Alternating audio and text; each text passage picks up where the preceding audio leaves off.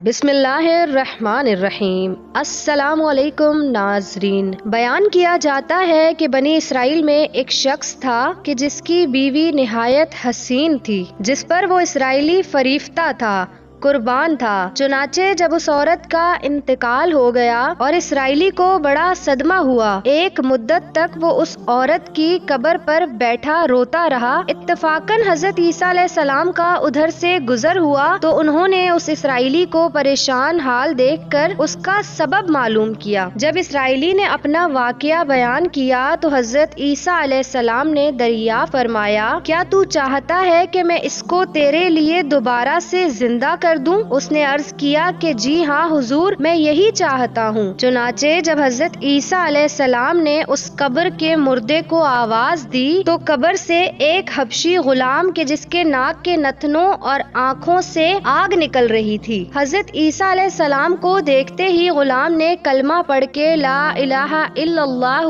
عیسیٰ روح اللہ پڑھا۔ اسرائیلی نے یہ دیکھ کر عرض کیا کہ حضور، مجھ سے غلطی ہو گئی ہے، میری بیوی کی قبر تو دوسری ہے۔ یہ سن کر حضرت عیسیٰ علیہ السلام نے حبشی کو حکم دیا کہ تم اپنی قبر میں واپس ہو جاؤ۔ چنانچہ وہ دوبارہ اپنی قبر میں چلا گیا اور اس کی قبر کو مٹی سے چھپا دیا گیا۔ پھر حضرت عیسیٰ علیہ السلام نے اس دوسری قبر کی جانب توجہ فرمائی اور حکم دیا کہ اے صاحب قبر، اللہ کے حکم سے زندہ ہو جا۔ چنانچہ قبر پھٹی اور ایک عورت باہر آئی، جس کو دیکھ کر اسرائیلی بولا کہ یا روح اللہ، میری بیوی یہی ہے۔ اور حضرت عیسیٰ علیہ السلام کے حکم سے وہ اسرائیلی اپنی بیوی کو ہمراہ لے کر واپس ہونے لگا، مگر عرصے سے جاگا ہوا تھا، اس لیے اس پر نیند کا غلبہ ہو گیا اور اس نے بیوی سے کہا کہ تیری قبر پر گریہ وزاری کر کر کے رو رو کے اور بیداری نے مجھے ہلاک کر دیا ہے، اس لیے میں چاہتا ہوں کہ کچھ دیر آرام کر لوں۔ تو بیوی کہنے لگی کہ ہاں، آپ آرام کر لیجئے۔ چنانچہ وہ اسرائیلی بیوی کے زانوں پر سر رکھ کر سو گیا۔ اتنے میں ایک گھوڑے پر سوار ایک شہزادے کا ادھر سے گزر ہوا جو اپنے زمانے کا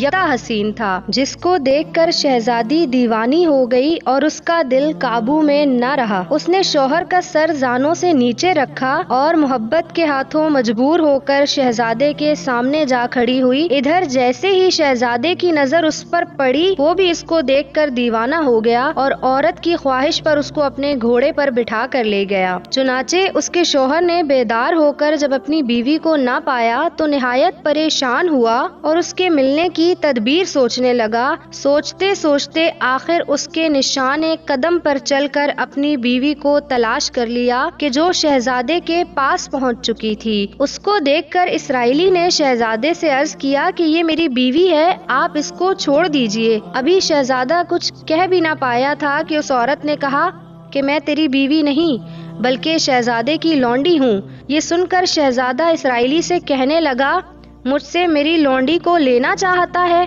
اس نے کہا، خدا کی قسم، یہ میری بیوی ہے جس کو میرے سردار حضرت عیسیٰ علیہ السلام نے مرنے کے بعد میرے لیے زندہ کیا ہے۔ ابھی یہ گفتگو ہو ہی رہی تھی کہ اتفاقاً حضرت عیسیٰ علیہ السلام کا وہاں سے گزر ہوا، جن کو دیکھ کر اسرائیلی کہنے لگا کہ یا روح اللہ، کیا یہ میری بیوی نہیں ہے کہ جس کو آپ نے میرے لیے زندہ کیا ہے؟ تو حضرت عیسیٰ علیہ السلام نے فرمایا کہ ہاں، یہ تو وہی عورت ہے۔ یہ سن کر عورت کہنے لگی کہ یا روح اللہ، یہ شخص جھوٹا ہے، میں تو اس شہزادے کی لونڈی ہوں۔ تو حضرت عیسیٰ علیہ السلام نے فرمایا، کیا تو وہ عورت نہیں جس کو میں نے اللہ کے حکم سے زندہ کیا ہے؟ اس عورت نے قسم کھائی اور وہ کہنے لگی کہ میں وہ عورت نہیں ہوں۔ اس کے بعد حضرت عیسیٰ علیہ السلام نے فرمایا، جو جان خدا کے حکم سے میں نے تجھے دی ہے اس کو واپس کر دے۔ یہ سنتے ہی وہ عورت پھر سے مردہ ہو کر گر پڑی اور حضرت عیسیٰ علیہ السلام فرمانے لگے، جو شخص ایسے آدمی کو دیکھنا چاہے جو کافر مرا تھا اور زندہ ہو کر ایمان لایا تو وہ اس حبشی غلام کو دیکھ لے جو پھر ایمان کی حالت میں مرا ہے، اور جو کوئی ایسے شخص کو دیکھنا چاہے جو مومن مرا تھا پھر اللہ نے اس کو زندہ کیا اور وہ کافر ہو کر مر گیا تو وہ اس عورت کو دیکھ لے۔ اس واقعے کو دیکھ کر اسرائیلی نے قسم کھائی کہ اب میں زندگی میں کبھی شادی نہیں کروں گا، اور وہ میدانوں کی طرف نکل گیا جہاں اللہ تعالی کی عبادت میں مصروف رہ کر وہیں اس نے اپنی زندگی گزاری اور وہیں اس کو موت آ گئی۔ ناظرین، نبی اور رسول کے اقرار و انکار کا نتیجہ اس حکایت سے ظاہر ہوتا ہے اور سبق ملتا ہے کہ کامیابی اپنے نبی کی اطاعت و محبت ہی سے مل سکتی ہے۔ چنانچہ ہمیں بھی چاہیے کہ ہر حال میں اپنے نبی کی اطاعت کو سامنے رکھیں، چاہے دل مانے